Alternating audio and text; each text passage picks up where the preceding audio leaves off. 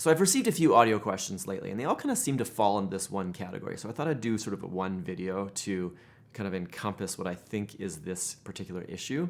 They all seem to center around an INFJ person, which is one of the 16 personalities, according to Myers-Briggs and Socionics. You've got this INFJ, and they're trying to fit into this like mad world, is essentially what the question ends up being. Like, how do I exist in this world that seems very strange, very foreign? Like, I don't know what I'm doing. So I'm gonna chalk this up to being an INFJ in an SJ world, or a guardian world. If you look at the 16 personality types, and you put them into a grid, you kind of end up with 4 categories. So the first column is the guardians, and I've also heard them called the traditionalists, but they basically encompass the ESTJs, ESFJs, ISTJs, ISFJs, so anybody with an S and a J. And what's interesting about this particular column is they make up 40% of the population. So 4 personalities make up a big chunk of the population.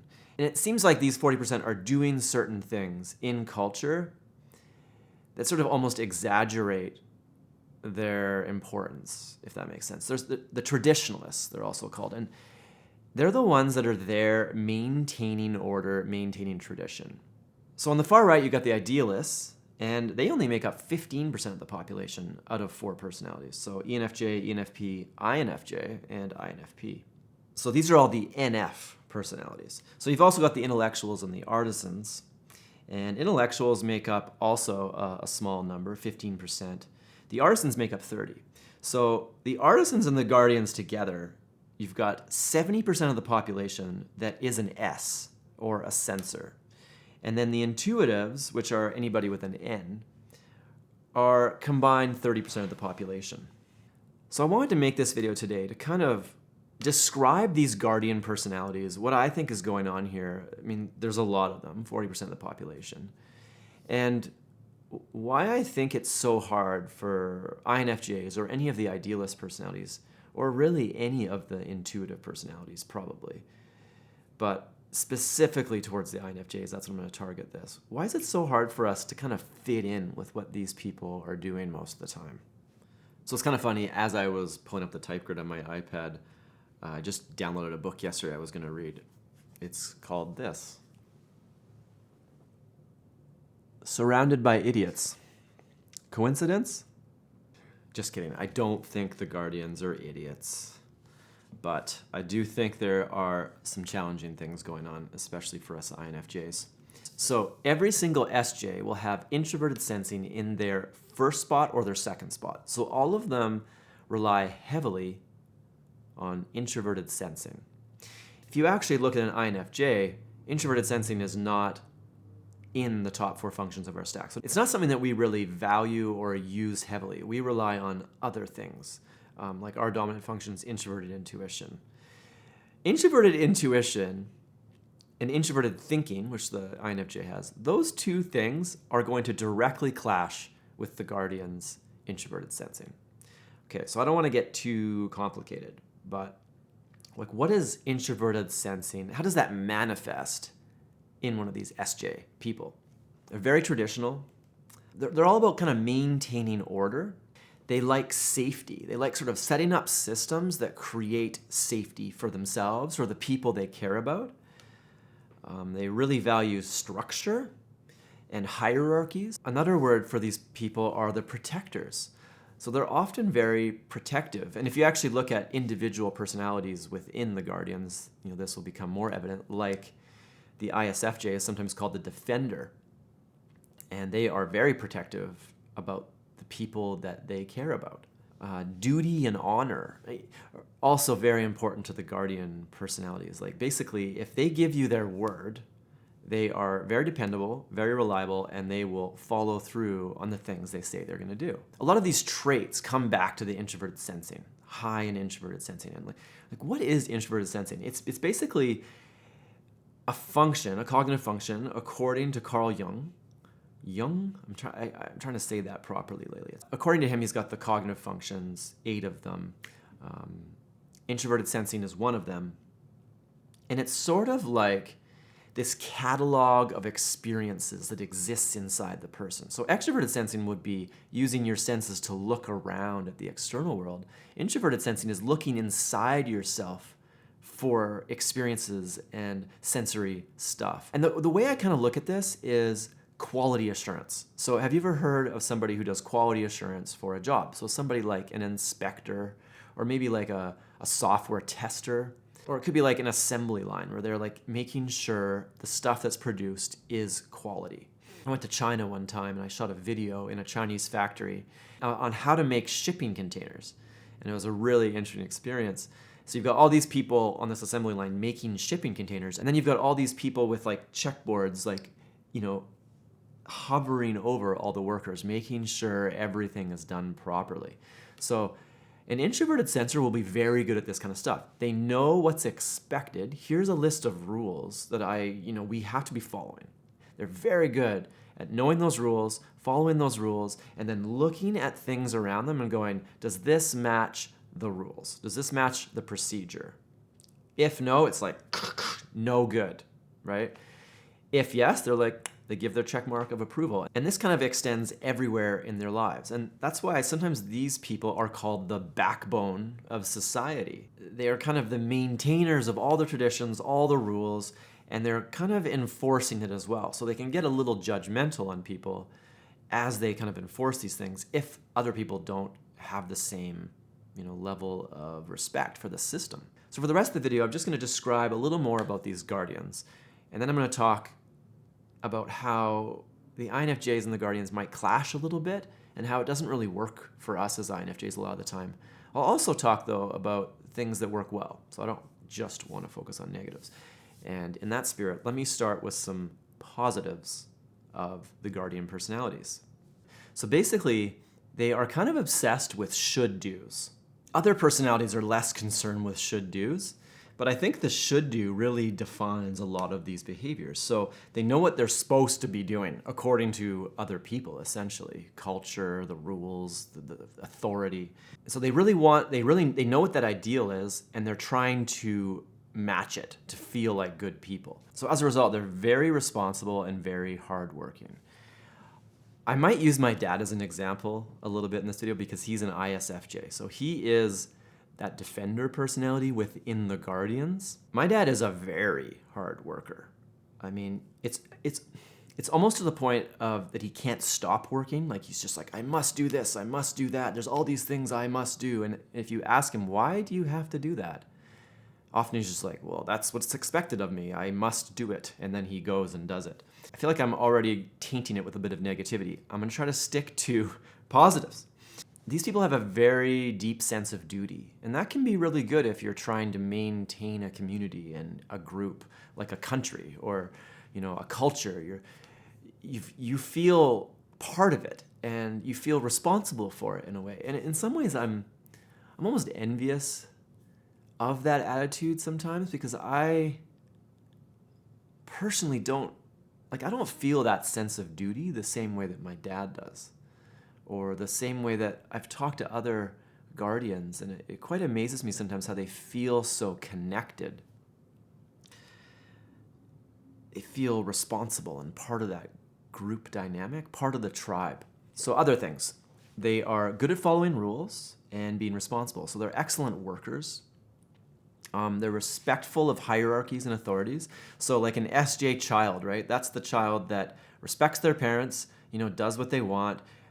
They're safety focused, so they're not like going out and doing lots of crazy stuff. So if you look at the artisans, which is the SPs, they are much more adventurous and testing the limits of things.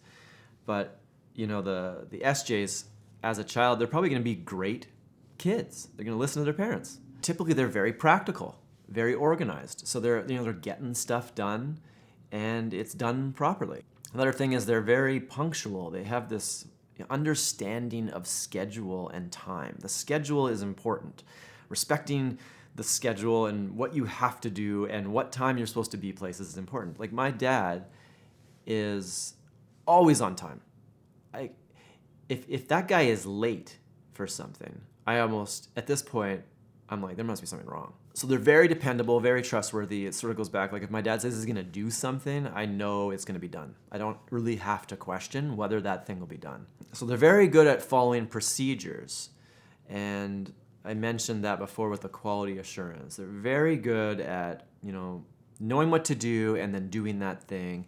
They're very good at seeing what other people are doing and making sure they're doing the right thing as well. Any job that here is the set of rules you have to follow and do this job is just perfect for these types. So, if you look at the picture, like if you go to the 16personalities.com website and you look up the ISFJ, they're called the Defender, they'll have a picture of a nurse there.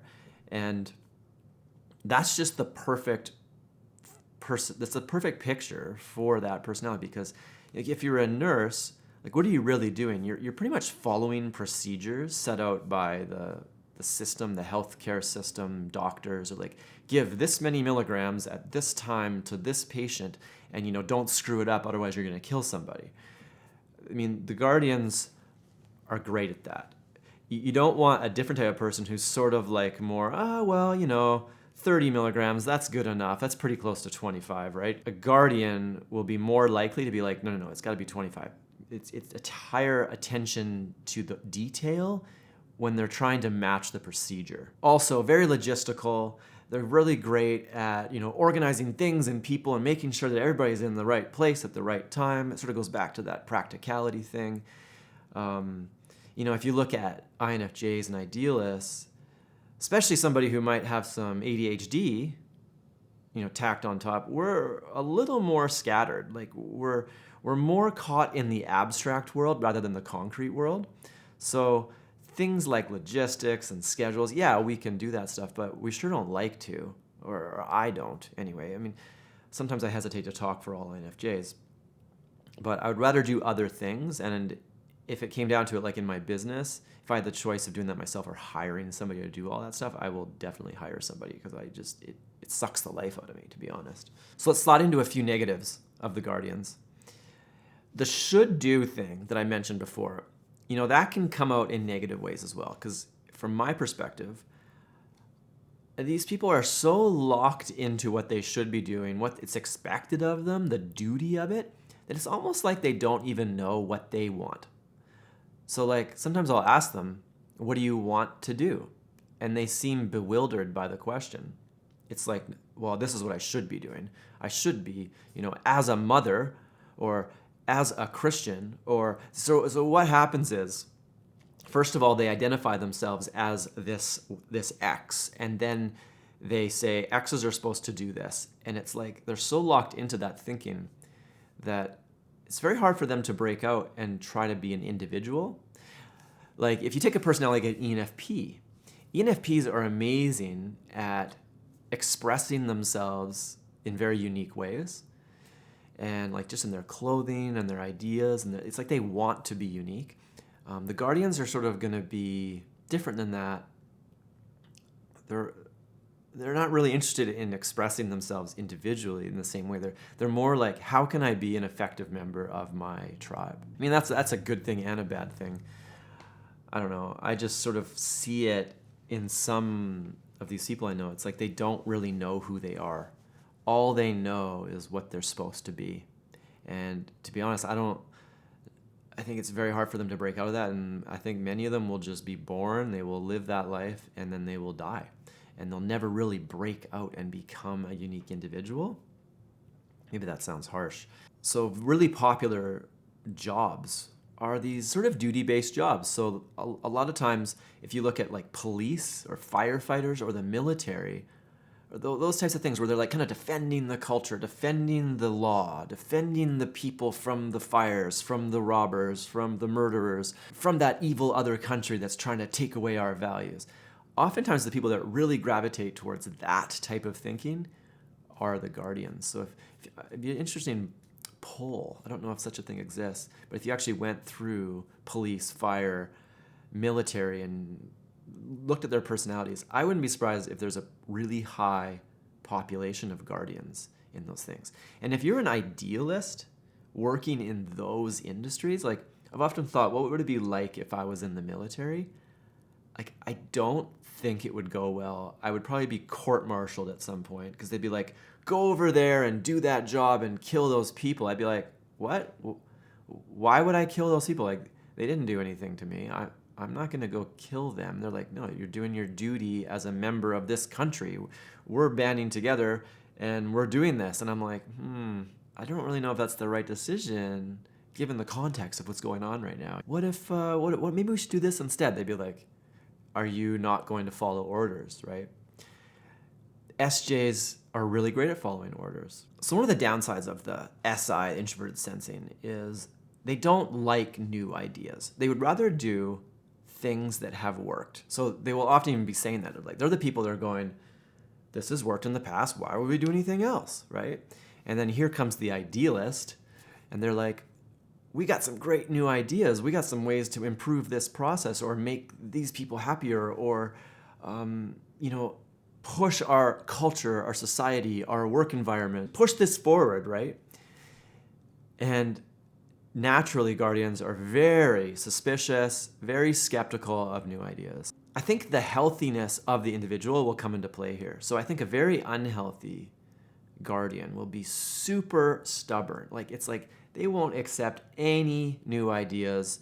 And then if you combine some narcissism in or something like that, this is going to be an impossible person to get along with as an INFJ, because what are INFJs doing most of the time? We're thinking of new ideas. We're thinking of how to improve things. We're future thinkers.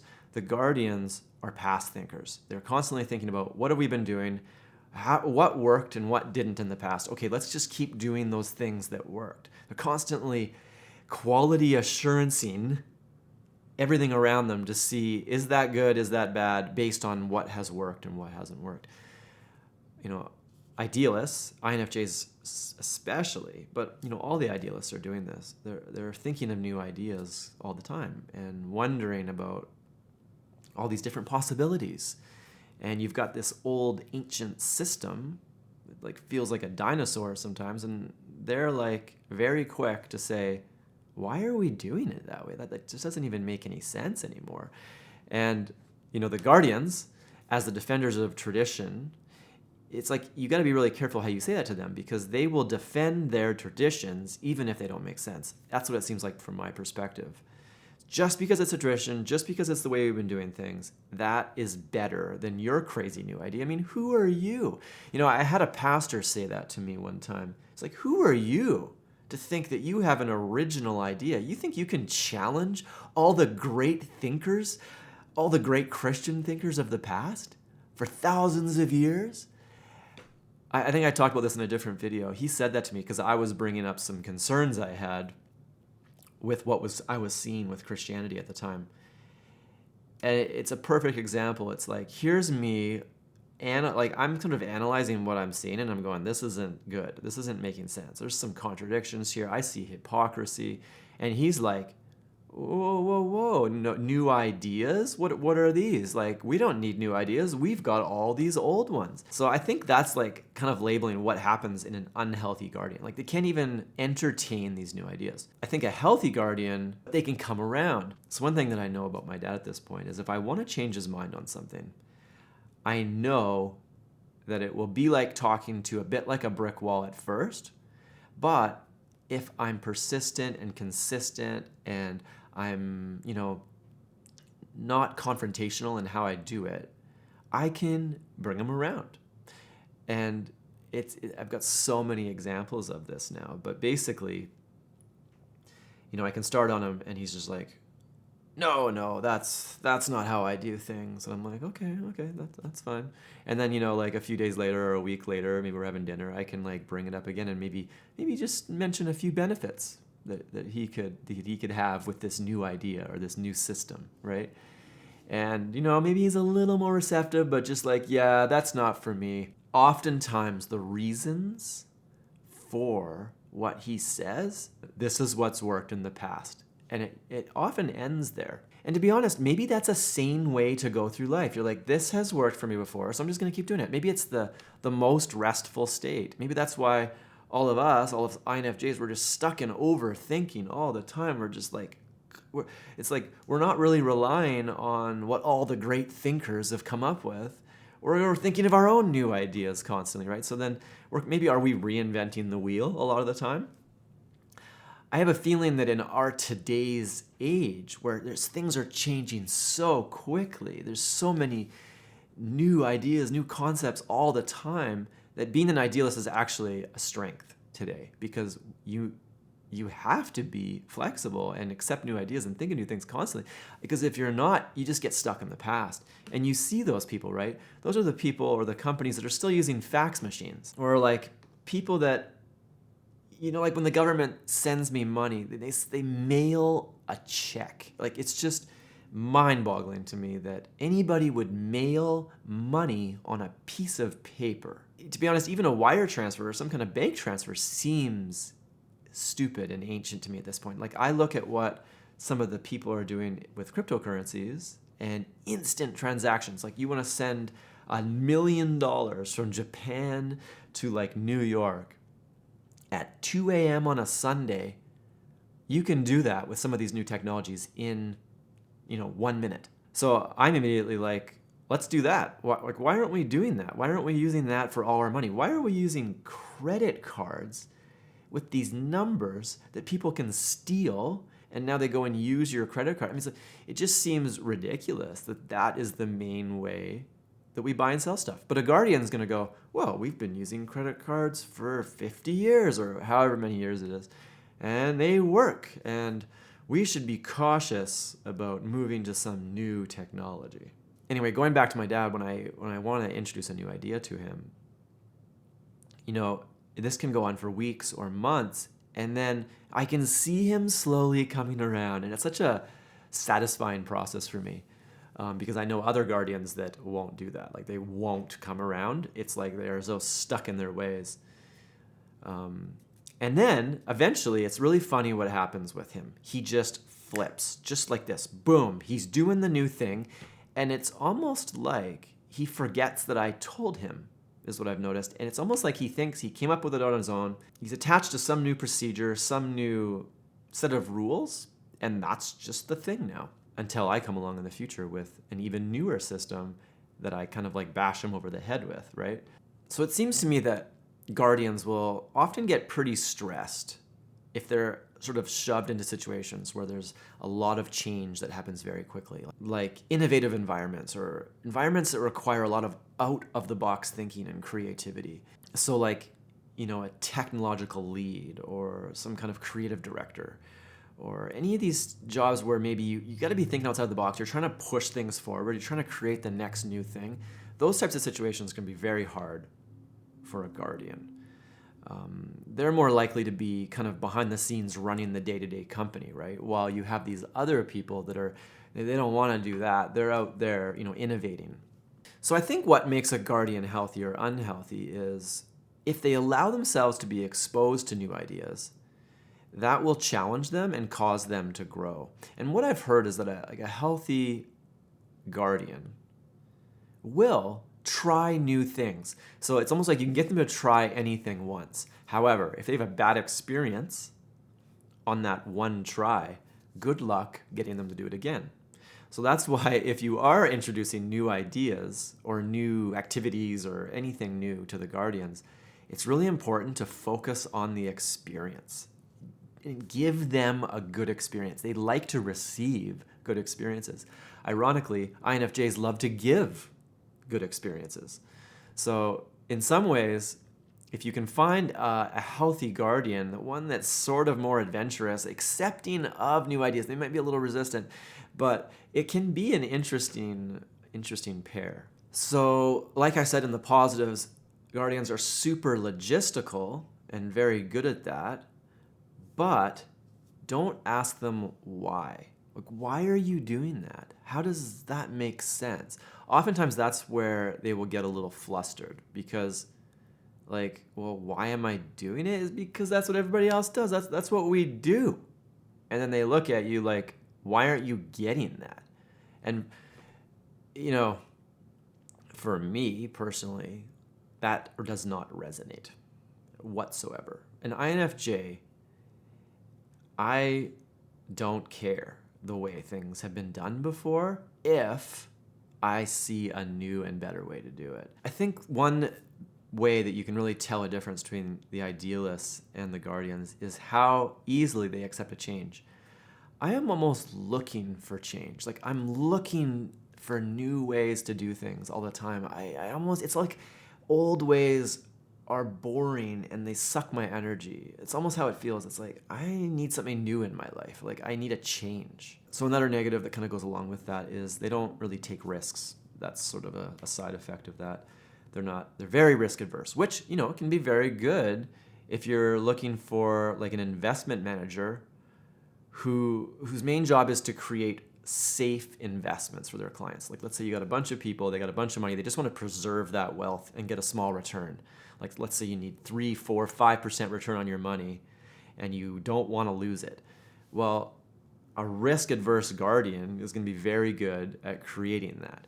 But, you know, if you want riskier investments, or you want to speculate and make some real money, buy something like a cryptocurrency or maybe a stock that's going to do 10 times or 100 times or 1,000 times, you know, a guardian's probably not the right person for that. Anyway, my last negative I wanted to mention here is that they're so reliant on the tribe. It's almost like they can't break out of it. It's like, I'm a Democrat, Democrats do this. I'm a Republican, Republicans do this. I'm a Christian, Christians do this. I think it's even worse with belief type things. Because let's say 1 million people all believe this certain thing. They are very comfortable attaching to that tribe and saying, all these people believe this, therefore I'm going to believe it. And kind of just ending it there. It's like, you know, safety in numbers. But me as an INFJ, I'm almost skeptical when a lot of people do things at this point. It's like, I see a lot of people doing something that really doesn't have any reasons behind it, and I go, that is suspicious, right? I think that there are ISFJs that think they're INFJs, and one of the biggest ways that you can tell is, how comfortable are you with change? Like, do you crave change? Do you love new ideas and abstract concepts and sitting there and, you know, imagining what the world would be like if we could do this, or we could get rid of that? Or like, do you like that? Or are you more, you know, you're just sticking with what works? You're there to create comfort and reliability and create systems and then work within those systems. I think that's the biggest difference between like an ISFJ and an INFJ. Because there's so many guardians, and they are kind of in all these positions that create the culture. So like, you know, police and military and government and anything where there's big hierarchies and all these bureaucracies, the SJs, just like, you know, even just like hospitals and the healthcare system, the SJs kind of just flock to these systems because it's something they can belong to. It gives them the structure and the rules and the procedures that they really crave. Basically, because these people are so intertwined into the governments and the systems and everything that's sort of running the show, the whole culture is just very SJ based. So I think the thing about it is intuitive, especially INFJs, introverted intuition is all about coming up with these, it's like taking all this information and sifting down to abstract concepts. Introverted intuition, by the way, is the dominant function of the INFJ. So INFJs are always coming up with these ideas and concepts, and they're sort of locked in our heads, and sometimes we verbalize them to people. And guardians especially, it's just like it hits them like it's come out of left field. It's like, what? So you've got this whole SJ culture, SJ world. Intuitives in general, I think, are just seen as a little bit weird. So I think guardians look at us and are like, what's going on with that guy? Like, why isn't that guy doing what he's supposed to do? If you know an ISFJ or any guardian, throw out, like, and you're an INFJ, like, throw out some super abstract concept. Like, for example, that video I did on free will a little while ago, where I was basically arguing that maybe we don't actually have free will, and I sort of get into some very abstract concepts. Like, if you throw out some of those concepts to one of these SJ guardians, you're gonna get what I call the white look. It's like they look concerned for you. They have no idea what to say. And then they'll often just change the subject or walk out of the room or talk about something else. So anyway, I had these people staying with us, and I think they were both guardians. And it happened a number of times. It's just like me being me being in my natural state is confusing and perplexing to these people. It's like they can't get it. Like, I'm basically a weirdo. Like, I've had people call me eccentric to my face. Like, I don't even know what people say behind my back sometimes. But people know I'm weird. People know I'm different. But the thing is, like, am I weird or am I just a minority? So I think if you actually are living with a guardian parent and they're sort of in that unhealthy state, or maybe even have a bit of narcissism or a little bit manipulative, and you are like an INFP. INFPs are super philosophical. I mean, INFJs are also philosophical, but I would say that INFPs are even more like that. So you're an INFP, and like, let's say you want to go into philosophy in university and do a degree in philosophy, and you've got like an ESTJ father.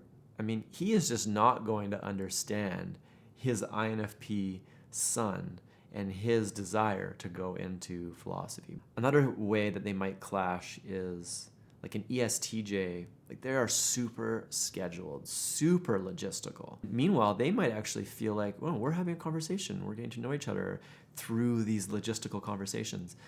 And if you actually look at me, I could talk to somebody for half an hour about logistics, and I feel like the conversation hasn't even started. Like, that was just bookkeeping, you know what I mean? We haven't even got to any kind of relationship building conversation, that's for sure. But I think meanwhile, I mean, at least the ESTJs I know, they almost seem confused. It almost seems like they think it's inappropriate, half the stuff that I want to talk about. And they find my questioning extremely interrogating. So I think a lot of the time, guardians can come off extremely judgmental to the idealists. The idealists are sort of living in this world of ideas, and they're just like, get your head out of the clouds. Like, what's wrong with you? And then they'll try to, put some kind of diagnosis on you. So I think the intuitives look out at our world today, INFJs especially, and they go, this world is crazy. Like, this is chaos. How do I survive in this world? I think a lot of it comes down to all this guardian stuff, all this stuff that's based on tradition and hierarchies and duty, and there's not a lot of logic underneath it. A lot of the stuff just doesn't really make sense. There's better ways of doing this. Why aren't we doing that stuff? However, that doesn't mean the guardians don't look out the world and think the same thing. So they're not going, wow, look at how amazing the world is. No, they're also looking out at the world and going, this is chaos. I think the reason why they think it's chaos is different. They are going, everything's changing so fast. Everybody's moving in all these crazy directions. Why aren't those people following the rules? Like, why aren't those people like fitting in with the group? What's happening to our like tribe here? Our tribe is falling apart. We need to unite. And religion especially, they're sort of going like, no, we have it together. We just need to like get back to the core principles here. Like, forget all those ideas. Forget, don't bring that up.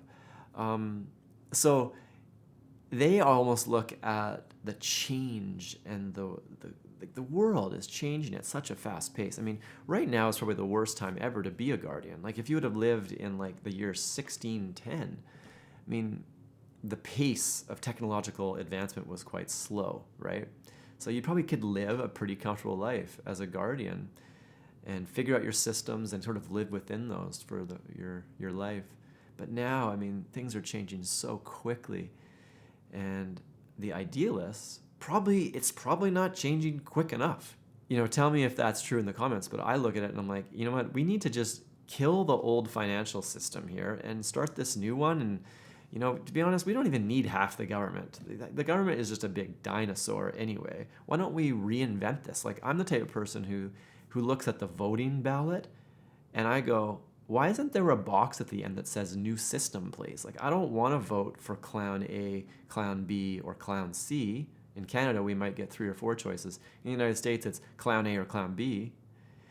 But what's really funny is that the guardians, and there's probably other people within the other personalities, but they actually think when they vote for either that first choice or that second choice that anything's really gonna change. And if you actually listen to a lot of what they say, it's like, I'm voting for this person because he's bringing back these ideals or bringing back this structure. We're getting back to the basics. We're getting back to the American ideals that were founded on the... And meanwhile, the idealists, like, I don't really care the way things were 400 years ago. Why don't we rethink this and move forward with some kind of a new plan? So anyway, I mean, as an INFJ, if you're living with an abusive guardian, I mean, there's nothing worse than that. My previous relationship was with somebody that I see as a very inflexible ESTJ. So I think in general, ESTJs are pretty rigid, and I think this person was even more like that. It's so hard as an INFJ to exist in a situation like that without shutting a piece of yourself off, almost like killing a piece of yourself. Almost like you're trying to be a guardian. If you're an INFJ and you're trying to do that, it's like you're killing yourself in order to be part of this system. I don't know if that's really the healthiest place for an INFJ to be. I think for myself, what I've found is the less systems and the less bureaucracy and hierarchy and whatever I have in my life, the better I feel. Anyway, thanks so much for sticking around with me today. Let me know in the comments what you think, or if you have an audio question, I've got the link in the description, in the YouTube description below, so send me a question. So thanks a lot, guys. Have a great day. See ya.